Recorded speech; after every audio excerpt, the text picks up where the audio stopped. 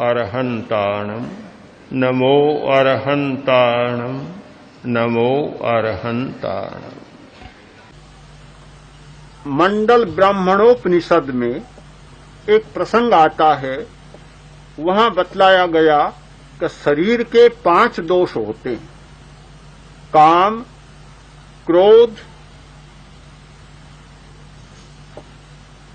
निश्वास, भय और निद्रा। ये शरीर के 5 दोष बतलाए गए। पांचों का उपचार भी बतलाया गया। कोरे दोष बतलाने से काम नहीं चलता। इन समस्याओं का समाधान कैसे हो सकता है, इनका निराकरण कैसे हो सकता है, तो पांचों की चिकित्सा भी बतलाई गई। 5 उपाय बतलाए गए कि काम को कम करने का, काम को विजयी यानी निरस्त करने का उपाय है असंकल्प। संकल्प न करना काम को जीतने का उपाय है। अगस्त्य चूर्णी में एक बहुत महत्वपूर्ण श्लोक मिलता है कि काम जानामि ते रूपम संकल्पात् किल जायसे न त्वाम संकल्पयिष्यामि ततो मे न भविष्यसि। काम, मैं तेरा स्वरूप जानता हूं, तू संकल्प से पैदा होता है, मैं संकल्प नहीं करूंगा, मैं कल्पना नहीं करूंगा, तू पैदा ही नहीं होगा, बीज ही नहीं बोऊंगा, उगेगा ही नहीं।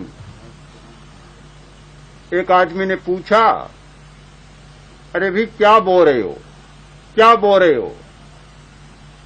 उसने कहा नहीं बताऊंगा। कि नहीं बताओगे तो क्या बात है, उगेगा तब पता लग जाएगा कि तुमने क्या बोया। ने कहा मैं बोऊंगा ही नहीं। उगेगा कैसे, पता कैसे चलेगा? जब बोऊंगा ही नहीं तो पता कैसे चलेगा? तो काम संकल्प करूंगा ही नहीं तो ये काम पैदा ही कैसे होगा?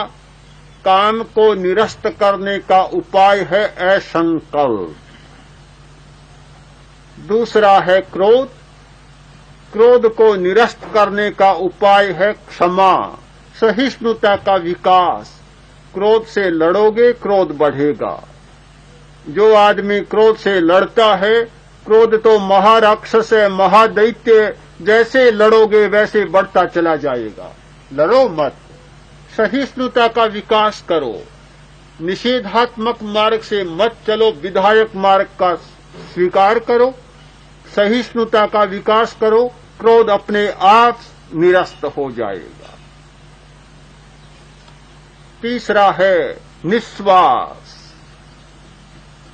निश्वास लेना यानी इतना छोटा श्वास लेना, ज्यादा श्वास को बाहर फेंकते रहना।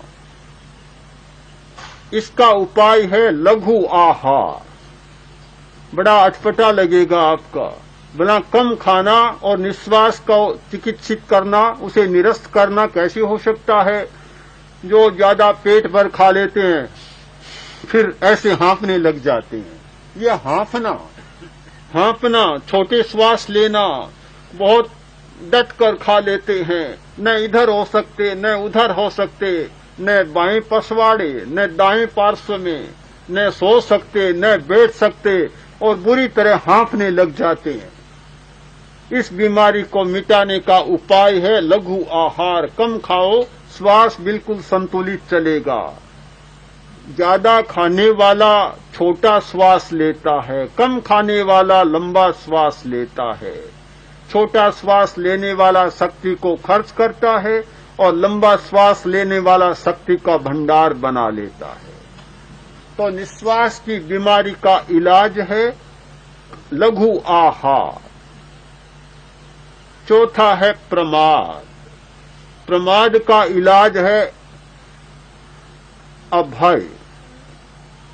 प्रमाद भय पैदा करता है, भय से प्रमाद बढ़ता है, तो उसका इलाज है भय मुक्त होना।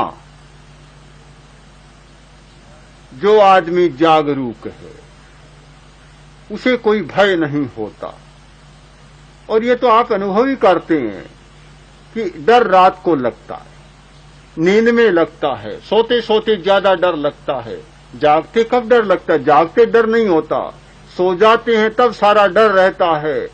सोना न होता तो शायद तालों की भी बहुत जरूरत नहीं पड़ती। आदमी सोता है तब ज्यादा ताले लगाने पड़ते हैं, पूरी सुरक्षा करनी पड़ती है। भय बढ़ता है। जागरूक व्यक्ति जिसने सच्चाई को समझा है, अप्रमत्त बन गया, उसके लिए भय की जरूरत क्या है? यूनान का बादशाह एक दिन अपने वजीर से रुष्ट हो गया। राजा का रोष और राजा का तोष दोनों ही बड़े खतरनाक होते हैं। राजा एक ऐसी अजीब वस्तु बन गई कि उसका राजी होना भी खतरनाक और नाराज होना तो खतरनाक है ही। दूर रहना सबसे अच्छा होता है, मध्यस्थ रहना, सामयिक में रहना। नाराज हो गया। वजीर था, सर्वे सर्वा, बहुत अधिकार संपन्न, सारे राष्ट्र का काम देखने वाला। राजा रुष्ट हुआ। बादशाह तो ऐसा रुष्ट हुआ कि वजीर को फांसी का हुक्म दे। सारे शहर में तहलका मच गया। जिस दिन फांसी का हुक्म हुआ, वजीर का जन्मदिन था, जन्मदिन मनाया जा रहा था। गाजे बाजे, नाच हो रहे थे, सैकड़ों लोग, परिवार के सारे लोग इकट्ठे, मित्र सुहृद सब इकट्ठे हो रहे। पूरा एक मेला सा लग रहा था। बीच में ही आदेश पहुंचा कि आज शाम को वजीर को फांसी लगा दी जाए। सारा गाना बंद हो गया, नाचना बंद हो गया, बाजे बंद हो गए। हर्ष और उल्लास जो बरस रहा था सारा बंद हो गया।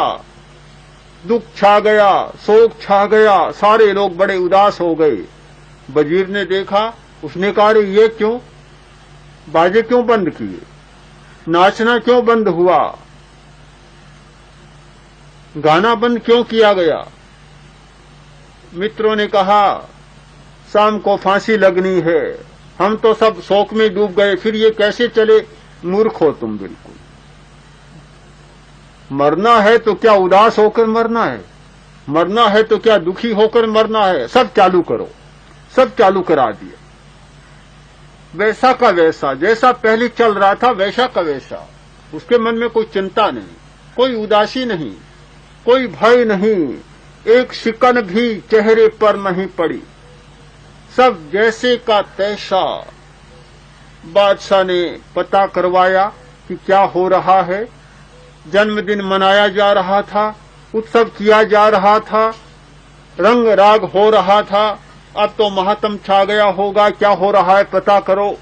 कर्मचारी गुप्तचर गए, आए, आकर बोले कि महाराज वहां तो कुछ भी नहीं, फांसी की कोई बात ही नहीं है, वहां तो रंग राग अटखेलियां हो रही है, बड़े गाने बजाने नाच, ऐसा उत्सव मनाया जा रहा है कि मानो कोई आज ही जन्मा हो, कोई बहुत प्रतीक्षा के बाद ही बच्चा जन्मा हो। सब कुछ ऐसा हो रहा है, कुछ भी नहीं है। बादशाह ने अपने सिर पर हाथ रखा और कहा कि जो जीना जानता है उसे मारने से क्या लाभ है। फांसी का आदेश रद्द कर दिया कि कोई अर्थ नहीं, उसे मारने में तो मजा आता है जो जीना नहीं जानता, पर जो आदमी जीना जानता है उसे मारने में भी कोई मजा नहीं आता, मारकर ही क्या करेंगे।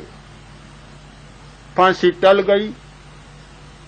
जो अभय की साधना कर लेता है, अप्रमत्त बन जाता है, जागरूक बन जाता है, जिसे किसी भी घटना का भय नहीं होता, वे वास्तव में अहिंसा को उपलब्ध हो सकता है, हृदय परिवर्तन को उपलब्ध हो सकता है। अहिंसा की साधना में भगवान महावीर ने सबसे ज्यादा किसी बात पर बल दिया तो अभय पर दिया था। उन्होंने कहा कि जो अभय नहीं हो सकता वह अहिंसक नहीं हो सकता। जो अभय नहीं हो सकता वह साधन शुद्धि का प्रयोग नहीं कर सकता। जो अभय नहीं हो सकता उसका हृदय परिवर्तन नहीं हो सकता। जागरूकता का सबसे बड़ा परिणाम होता है अभय, और भय को मिटाने का, प्रमाद को मिटाने का सबसे बड़ा सूत्र है अभय होना, अभय हो जाना।